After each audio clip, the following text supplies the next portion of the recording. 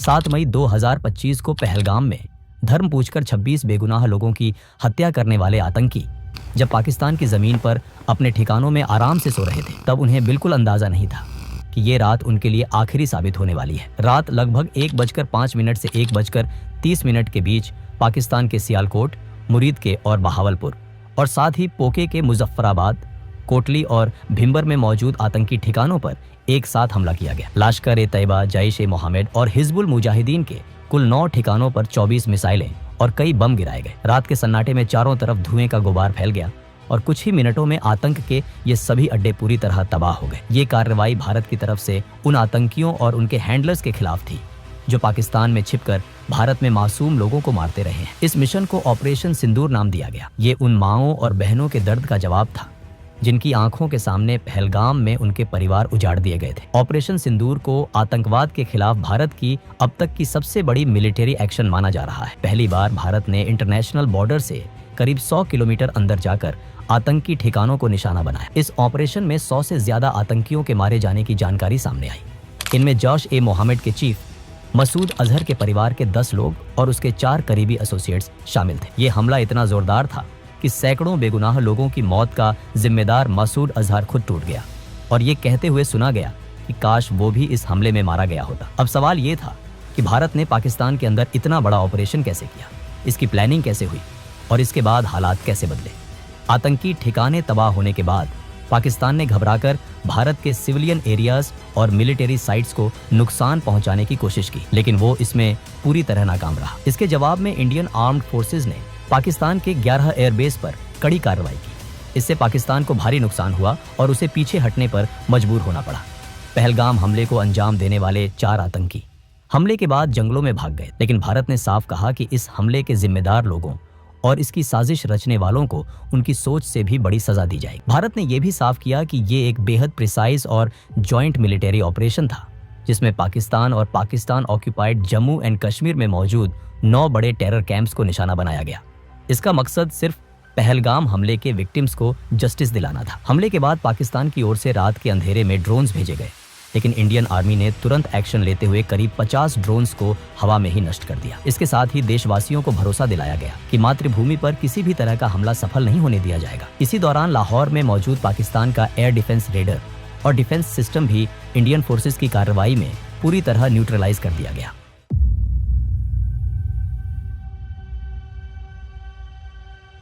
इस पूरी कहानी की शुरुआत 22 अप्रैल 2025 से होती है, जब पाकिस्तान के आतंकी संगठन लश्कर-ए-तैयबा से जुड़े उसके फ्रंट ग्रुप टीआरएफ के 5 से 6 आतंकियों ने पहलगाम की बैसरन घाटी को पूरी तरह दहशत में बदल दिया। आतंकियों ने वहां मौजूद लोगों को रोका, उनसे उनका धर्म पूछा और जैसे ही किसी ने खुद को हिंदू बताया, उसे गोली मार दी गई। वो यहीं नहीं रुकी। आतंकियों ने पुरुषों से उनकी धार्मिक पहचान साबित करने के लिए कलमा पढ़ने को कहा। जो लोग कलमा नहीं पढ़ पाए, उन्हें बेरहमी से मार दिया गया। इस तरह सिर्फ धर्म के आधार पर 26 बेगुनाह पुरुषों की जान ले ली गई। ये पाकिस्तान की तरफ से कराया गया कोई पहला आतंकी हमला नहीं था। पिछले 2-3 दशकों में पाकिस्तान स्पॉन्सर्ड टेररिज्म के तहत 2001 parliament attack, 26/11 Mumbai attack, Pathankot, Uri और पुलवामा जैसे कई बड़े हमले भारत में कराए जा चुके हैं। साल 2024 में भी जम्मू कश्मीर के सोनमार्ग, गुलमर्ग और रियासी में हमले हुए थे, लेकिन पहलगाम का हमला इन सब से अलग था। इस बार आतंकियों ने इंसानियत की हर सीमा पार कर दी थी। धर्म के आधार पर की गई इन हत्याओं ने भारत की सहन शक्ति की हद भी पार कर दी। वहीं दूसरी तरफ पाकिस्तान ने हमेशा की तरह वही पुराना खेल शुरू कर दिया। कभी उसने पहलगाम हमले में शामिल आतंकियों को फ्रीडम फाइटर्स बताया, तो कभी भारत पर ही आरोप लगाने लगा। इस बार भारत सरकार ने पाकिस्तान से सिर्फ बयानबाजी करने के बजाय ठोस कदम उठाने का फैसला किया। सबसे पहले डिप्लोमेटिक लेवल पर ऐसे फैसले लिए गए जो पहले कभी नहीं किए गए थे। भारत ने इंडस वाटर ट्रीटी को सस्पेंड कर दिया। पाकिस्तान की करीब 80% खेती योग्य जमीन इंडस रिवर और उसकी सहायक नदियों के पानी पर निर्भर है, जिसे वहां की लाइफलाइन माना जाता है। भारत के पास अब ये अधिकार था कि वो इन नदियों के पानी को रोके या बिना किसी वार्निंग के एक साथ पानी छोड़े। इससे पाकिस्तान को कभी सूखे और कभी बाढ़ जैसी स्थिति का सामना करना पड़ सकता है। इसके अलावा अटारी चेक पोस्ट को बंद किया गया, SVES वीजा रद्द किए गए और पाकिस्तान के खिलाफ 4 और सख्त फैसले लिए गए। पाकिस्तान के सेलिब्रिटीज, क्रिकेटर, मीडिया हाउस और सरकार से जुड़े सोशल मीडिया अकाउंट्स को इंडिया में बैन कर दिया गया। OTT प्लेटफॉर्म से भी सभी पाकिस्तानी फिल्में, शोज और सॉन्ग्स हटाने का आदेश दिया गया। इस बार भारत साफ तौर पर पाकिस्तान के आतंकवाद पर हमेशा के लिए फुल स्टॉप लगाना चाहता था। इसलिए एक तरफ जहां पाकिस्तान को इंटरनेशनल लेवल पर आइसोलेट करने के लिए डिप्लोमेटिक स्टेप्स उठाए जा रहे थे, वहीं दूसरी तरफ आतंकियों के खिलाफ मिलिट्री ऑपरेशन की प्लानिंग को लेकर हाई लेवल मीटिंग्स लगातार चल रही। प्रधानमंत्री नरेंद्र मोदी पहले ही बिहार की एक जनसभा में साफ शब्दों में कह चुके थे कि इस हमले में शामिल आतंकियों और इसकी प्लानिंग करने वालों को उनकी कल्पना से भी कहीं बड़ी सजा दी जाएगी। 2016 में उरी सर्जिकल स्ट्राइक और 2019 में बालाकोट एयर स्ट्राइक के बाद पाकिस्तान को अच्छी तरह समझ आ चुका था कि भारत जरूरत पड़ने पर सैन्य कार्रवाई करने से पीछे नहीं हटता। इसी डर की वजह से पहलगाम हमले के बाद पाकिस्तान को आशंका थी कि इस बार भी भारत जवाबी कार्रवाई करेगा। इसी बीच वो LOC पर लगातार फायरिंग करके माहौल बिगाड़ने की कोशिश करने लगा। उसका मकसद साफ था, तनाव बढ़ाकर विदेशी ताकतों का ध्यान खींचना, ताकि न्यूक्लियर वॉर का डर दिखाकर भारत पर दबाव बनाया जा सके और उसे किसी कार्रवाई से रोका जा सके। लेकिन भारत ने इन चालों की परवाह नहीं की। पहलगाम हमले के बाद भारत पूरी गंभीरता से आतंकियों के खिलाफ एक बड़े ऑपरेशन की तैयारी में जुट चुका था। 19 अप्रैल को दिल्ली में एक हाई लेवल मीटिंग हुई। इस मीटिंग में प्रधानमंत्री नरेंद्र मोदी, रक्षा मंत्री Rajnath Singh, national security adviser Ajit Doval, chief of defence staff general Anil Chauhan और तीनों सेनाओं के प्रमुख मौजूद थे। इस बैठक में प्रधानमंत्री मोदी ने साफ कहा कि आतंकवाद को खत्म करने के लिए सेनाएं जो जरूरी समझें वो कदम उठाएं। उन्हें पूरी छूट दी गई। इसके बाद भारतीय सेनाओं ने फैसला किया कि पाकिस्तान और पाकिस्तान के कब्जे वाले जम्मू कश्मीर में मौजूद आतंकी ठिकानों पर एक बड़ी एयर स्ट्राइक की जाएगी। मकसद साफ था, उन ठिकानों को खत्म करना जहां बैठकर भारत पर हमलों की साजिश रची जाती थी और जहां आतंकियों को ट्रेनिंग दी जाती थी। इस काम में खुफिया एजेंसियां भी पूरी ताकत से जुट गईं। रॉ और NTRO ने पाकिस्तान और POK में मौजूद आतंकी ठिकानों की रियल टाइम जानकारी जुटानी शुरू कर दी। हर एजेंसी, हर अफसर अपना सबसे अच्छा देने में लगा हुआ था। सभी के मन में एक ही बात, पहलगाम हमले के दोषियों और उनके अड्डों को खत्म करना। ऑपरेशन से जुड़ी कोई भी जानकारी बाहर न जाए, इसके लिए पूरी गोपनीयता बढ़ती जा रही। बहुत कम समय में रॉ और NTRO ने कुल 21 आतंकी ठिकानों की पूरी जानकारी इकट्ठा कर ली और ये इनपुट्स प्लानिंग टीम को दे दिए गए। इन 21 में से 9 सबसे अहम और खतरनाक ठिकानों को चुना गया। यही वो जगह थी जहां से पुलवामा, 26 नवंबर और पहलगाम जैसे बड़े हमलों की साजिश रची गई थी। इन 9 ठिकानों पर लगातार नजर रखी जाने लगी। उन्हें पूरी तरह सर्विलांस में रखा गया। NSA अजीत डोभाल ने इन 9 टारगेट्स को फाइनल किया और 5 मई तक पूरे ऑपरेशन का ब्लूप्रिंट तैयार कर लिया। इसके बाद उन्होंने प्रधानमंत्री मोदी से मिलकर ऑपरेशन की मंजूरी मांगी। प्रधानमंत्री मोदी ने बिना देर किए इन 9 आतंकी ठिकानों पर कार्रवाई की मंजूरी दे दी। पहलगाम में आतंकियों ने हिंदू महिलाओं का सुहाग उजाड़ा था। उसी दर्द और उसी इंसाफ की भावना से इस मिशन का नाम रखा गया, ऑपरेशन सिंदूर। ऑपरेशन शुरू करने से पहले हर छोटी बड़ी डिटेल को ध्यान से चेक किया गया। हर पॉसिबल रिस्क का पूरा असेसमेंट किया गया ताकि किसी भी तरह की मिस्टेक की कोई गुंजाइश न रहे। इस मिशन के लिए फाइटर जेट्स की एक मजबूत टीम बनाई गई। इसमें रफाल, मिराज और सुखोई MKI जैसे एडवांस्ड और लॉन्ग रेंज स्ट्राइक करने वाले फाइटर जेट्स शामिल थे। इन सभी एयरक्राफ्ट को इंडियन एयर स्पेस में रहकर ही ऑपरेशन करना था। रफाल और मिराज को फ्रंट लाइन पर रहकर अटैक एग्जीक्यूट करने की जिम्मेदारी दी गई, जबकि सुखोई MKI जेट्स को एयर डिफेंस कवर देना था ताकि अगर कोई खतरा सामने आए तो तुरंत उसे हैंडल किया जा सके। ऑपरेशन में हाई प्रिसिशन और लॉन्ग रेंज वेपन्स का इस्तेमाल होना था। इसमें एस्कैल्प, ब्राह्मोस और हैमर जैसे मॉडर्न वेपन्स शामिल थे। एस्कैल्प एक क्रूज मिसाइल है जो करीब 550 किलोमीटर दूर मौजूद टारगेट को पिन पॉइंट एक्यूरेसी के साथ डिस्ट्रॉय कर सकती है। यह बहुत लो एल्टीट्यूड पर उड़ती है जिससे एनिमी रेडर इसे डिटेक्ट नहीं कर पाते। ब्राह्मोस एक सुपरसोनिक क्रूज मिसाइल है जिसे इंडिया और रशिया ने मिलकर डेवलप किया है। इसे लैंड, सी या एयर किसी भी प्लेटफॉर्म से लॉन्च किया जा सकता है। इसकी स्पीड साउंड से करीब 3 गुना ज्यादा होती है और यह 500 किलोमीटर तक पहुंच जाती है। इसके अलावा फ्रांस की टेक्नोलॉजी से बना हैमर बॉम्ब भी इस्तेमाल किया जाना था। यह बॉम्ब 250 से 1000 किलो तक का पेलोड ले जा सकता है और बिना GPS सिग्नल के भी करीब 70 किलोमीटर दूर के टारगेट को पूरी तरह डिस्ट्रॉय कर सकता है। ऑपरेशन में स्पाइस 2000 बम का इस्तेमाल भी तय था। इस मिशन में कमिकाजी ड्रोन्स भी एक बहुत अहम रोल निभा रहे थे। ऑपरेशन से पहले ये ड्रोन्स एनिमी टेरिटोरी में घुसकर लगातार सर्वेलेंस कर रहे थे। इससे ऑपरेशन टीम को रियल टाइम और एक्यूरेट इनपुट्स मिल रहे थे ताकि किसी भी तरह की गलती न हो। इंडिया ने जिन 9 सबसे इंपॉर्टेंट टेररिस्ट टारगेट्स को चुना था, उनमें से 5 टारगेट POK मेन LOC से सिर्फ कुछ किलोमीटर की दूरी पर थे। बाकी 4 टारगेट्स पाकिस्तान के अंदर इंटरनेशनल बॉर्डर से 6 किलोमीटर से लेकर करीब 100 किलोमीटर तक भीतर मौजूद थे। इंडियन एयरफोर्स के साथ साथ इंडियन आर्मी और इंडियन नेवी को भी स्टैंड बाय पर रखा गया था, ताकि ऑपरेशन के बाद अगर लैंड या सी पर कोई कॉन्फ्लिक्ट होता है तो तुरंत जवाब दिया जा सके। 6 और 7 मई की दरमियानी रात रफाल, सुखोई MKI और मिराज फाइटर जेट्स मिसाइल्स और बॉम्ब से लैस होकर इंडियन बॉर्डर के अंदर ही अपने अपने टारगेट से सेफ डिस्टेंस पर पोजीशन ले चुके थे। रात का अंधेरा फैला हुआ था, चारों तरफ कंप्लीट साइलेंस थी। पीओके और पाकिस्तान में बैठे आतंकवादी जो कुछ दिन पहले इंडिया के मासूम लोगों की जान ले चुके थे, बेखबर होकर सो रहे थे। उन्हें बिल्कुल भी अंदाजा नहीं था कि यह रात उनके लिए आखिरी साबित होने वाली है। रात के 1 बजे के बाद जब चारों तरफ पूरी तरह सन्नाटा था, उसी वक्त भारत की तरफ से पहला हमला शुरू हुआ। सबसे पहले पीओके की राजधानी मुजफ्फराबाद में मौजूद लश्कर-ए-तैयबा के सवाई नला ट्रेनिंग कैंप को निशाना बनाया गया। यही वो जगह थी जहां ट्रेनिंग लेकर आए आतंकियों ने 2024 में सोनमर्ग और गुलमर्ग में और 22 अप्रैल 2025 को पहलगाम में भारत के निर्दोष लोगों की जान ली। जैसे ही सर्वेलेंस ड्रोन से ग्रीन सिग्नल मिला, इंडियन फाइटर जेट्स ने मिसाइल्स और बॉम्ब्स दागने शुरू कर दिए। कुछ ही सेकंड में सवाई नाला कैंप की इमारतें आग के गोले में बदल गईं। चारों तरफ तेज धमाकों की आवाज गूंज उठी और आसमान काले धुएं से भर गया। कई आतंकवादी वहीं मारे गए और जो बचने की कोशिश कर रहे थे वे गिरती इमारतों के मलबे में दब गए। इसके बाद अगला टारगेट पीओके के मुजफ्फराबाद में ही LOC से करीब 15 किलोमीटर दूर मौजूद जैश-ए-मोहम्मद का सैयदना बिलाल कैंप था। ये जैश का रहने का और ट्रेनिंग एरिया था, जहां नए रिक्रूट्स को हथियार चलाना, एक्सप्लोसिव्स बनाना और फिडाइन अटैक्स की ट्रेनिंग दी जाती थी।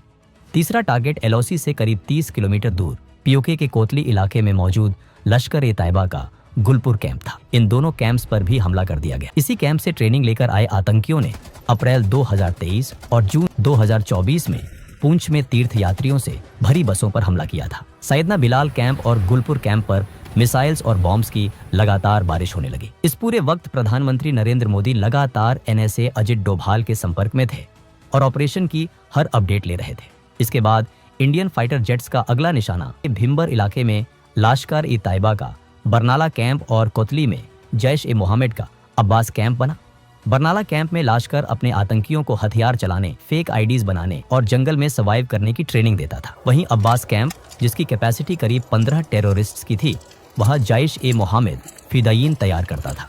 जैसे ही फाइनल क्लियरेंस मिला, एक के बाद एक कई मिसाइल्स आसमान से गिरी और दोनों आतंकी ठिकाने पूरी तरह तबाह हो गए। उसी दौरान Indian fighter jets Indian air space में रहते हुए पाकिस्तान के अंदर भी जैश-ए-मोहम्मद, लश्कर-ए-तैयबा और हिजबुल मुजाहिदीन के कई ठिकानों को निशाना बना रहे थे। ऑपरेशन पूरी प्लानिंग, स्पीड और एक्यूरेसी के साथ अपने अगले फेज की ओर बढ़ चुका था। पाकिस्तान के अंदर भारत का पहला टारगेट सियालकोट में मौजूद जैश-ए-मोहम्मद का सरजाल कैंप था। इसी कैंप में मार्च 2025 में जम्मू कश्मीर में 4 इंडियन सोल्जर्स की हत्या में शामिल आतंकियों को तैयार किया गया था। इसी इलाके में हिजबुल मुजाहिदीन का मेहमुना जोया कैंप भी मौजूद था, जहां पठानकोट एयरबेस अटैक की प्लानिंग की गई थी। इंडियन एयर स्पेस में रहते हुए फाइटर जेट्स ने सियालकोट के इन दोनों टेरर कैंप्स पर मिसाइल्स और बॉम्ब्स दागे। हथियार अपने तय किए गए टारगेट्स पर जाकर इतने जोर से फटे कि कुछ ही पलों में दोनों कैंप्स मलबे में बदल गए।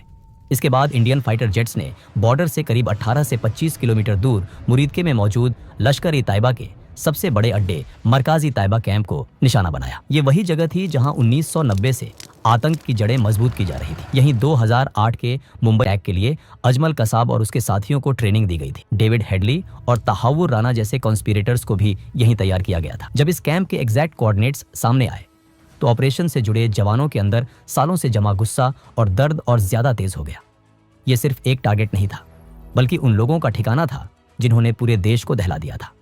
बिना समय गवाए मिसाइल्स और बॉम्ब्स ने पाकिस्तान एयर डिफेंस रेडर से बचते हुए मरकाजी-तैयबा पर हमला किया।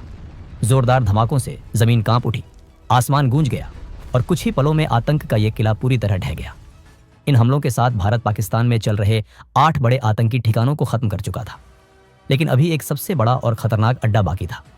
यह जैश-ए-मोहम्मद का मेन स्ट्रॉन्ग होल्ड था, जो बॉर्डर से करीब 100 किलोमीटर दूर पाकिस्तान के पंजाब प्रांत के बहावलपुर में मौजूद था। इस कैंप का नाम था मरकाज सुभान अल्लाह, जो जैश-ए-मोहम्मद का हेडक्वार्टर था। यही वो जगह थी जहां जैश का चीफ मौलाना मसूद आजहर पैदा हुआ था और यहीं से उसने अपने टेरर ऑर्गेनाइजेशन की नींव रखी थी। इसी ठिकाने से 2001 parliament attack, Jammu Kashmir assembly attack, 2016 Pathankot airbase attack और 2019 पुलवामा अटैक की प्लानिंग की गई थी। इन हमलों में मारे गए लोगों को सच्ची श्रद्धांजलि देने के लिए इंडिया ने इस टेरर हब पर ब्राह्मोस मिसाइल दागी कुछ ही मिनटों में जाइश के हेडक्वार्टर की इमारतें पूरी तरह तबाह हो गई। इस हमले में मसूद अजहर के कई रिश्तेदार और जाइश के टॉप कमांडर्स मारे गए। रात करीब 1:05 पर शुरू हुआ यह ऑपरेशन सिर्फ 25 मिनट में खत्म हो गया। इस दौरान आतंक के कुल 9 बड़े ठिकाने पूरी तरह नष्ट कर दिए गए और 100 से ज्यादा आतंकवादी मारे गए। इस ऑपरेशन में मसूद अजहर का भाई और इंडियन एयरलाइंस IC 814 हाईजैकिंग का मास्टरमाइंड अब्दुल रऊफ अजहर भी मारा गया। इसके अलावा उसके 2 साले और जाइश के सीनियर कमांडर्स मोहम्मद यूसुफ अजहर और हफीज मोहम्मद जमील भी इस हमले में ढेर हो गए। इसके अलावा लश्कर-ए-तैयबा के 2 बड़े कमांडर खालिद और मुदस्सर खादियान खास भी मारे गए। भारत के ऑपरेशन सिंदूर का असर इतना गहरा था कि मसूद अजहर पूरी तरह टूट गया। इस हमले में उसके 10 रिश्तेदार और 4 करीबी लोग मारे गए। हालात ऐसे हो गए कि उसने ये तक कह दिया कि काश वो भी उनके साथ मारा गया होता। इस पूरे घटनाक्रम में एक खास बात यह रही कि भारत के ऑपरेशन से करीब 3 घंटे पहले पाकिस्तानी वायुसेना ने सोशल मीडिया प्लेटफॉर्म X पर भारत का मजाक उड़ाते हुए एक पोस्ट डाली थी। उसमें लिखा था, शांति से सो जाओ क्योंकि PF जाग रही है। लेकिन इसके 3 घंटे बाद ही भारत ने पाकिस्तान के आतंकी ठिकानों पर हमला कर उन्हें पूरी तरह तबाह कर दिया और पाकिस्तान को असली मायनों में जगा दिया। ऑपरेशन की सफलता के कुछ ही घंटों बाद 7 मई की दोपहर को भारत सरकार ने एक प्रेस कॉन्फ्रेंस की। इस मंच पर फॉरेन सेक्रेटरी विक्रम मिस्री, भारतीय वायुसेना की विंग कमांडर व्योमिका सिंह और भारतीय सेना की कर्नल सोफिया कुरैशी मौजूद थीं। ये कोई सामान्य प्रेस कॉन्फ्रेंस नहीं थी, बल्कि आतंकवाद के खिलाफ भारत का एक मजबूत और प्रतीकात्मक संदेश था। ये संदेश उन आतंकियों के लिए था जिन्होंने पहलगाम में लोगों से उनका धर्म पूछकर उन्हें मारा था और उनकी महिलाओं से कहा था कि जाकर सरकार को बता देना। उसी सोच को जवाब देने के लिए एक हिंदू और एक मुस्लिम महिला अधिकारी को सामने लाया गया। इससे भारत ने साफ दिखा दिया कि वो धर्म के आधार पर बंटा हुआ देश नहीं है, बल्कि एकजुट राष्ट्र है। कर्नल सोफिया कुरैशी और विंग कमांडर व्योमिका सिंह ने लाइव वीडियो सबूतों के साथ बताया कि भारत ने ऑपरेशन सिंदूर के तहत POK में 5 और पाकिस्तान में 4 आतंकी ठिकानों को निशाना बनाया और सभी को पूरी तरह नष्ट कर दिया। ऑपरेशन के तुरंत बाद विदेश मंत्री S जयशंकर और राष्ट्रीय सुरक्षा सलाहकार अजित डोभाल ने अमेरिका, ब्रिटेन, रूस, सऊदी अरब और UAE जैसे देशों को इस कार्रवाई की जानकारी दी। दुनिया के कई बड़े देशों ने भारत की इस कार्रवाई को आतंकवाद के खिलाफ जरूरी कदम बताया। सबसे अहम बात यह रही कि इस बार भारत की विपक्षी पार्टियों ने भी कोई सवाल नहीं उठाया।